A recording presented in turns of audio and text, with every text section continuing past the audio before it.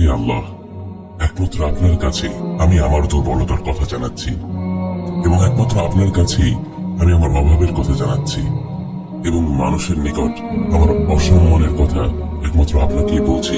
হে আরহামার রাহিমিন, আপনি তো প্রতিটি দুর্বল ব্যক্তির রব, এবং আপনিই আমার রব।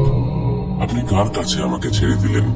এমন অচেনা মানুষদের কাছে যারা আমার ক্ষতি করতে চায়, নাকি এমন শত্রুর কাছে যাকে আপনি আমার চেয়ে অধিক শক্তি দিয়েছেন? হে আল্লাহ, যদি আপনি আমার উপর রাগ না করে থাকেন তাহলে এর কিছুতে আমার কিছু আসে যায় না, কিন্তু আপনার আশ্রয় পেলে আমার পরিস্থিতি আর একটু সহনীয় হবে।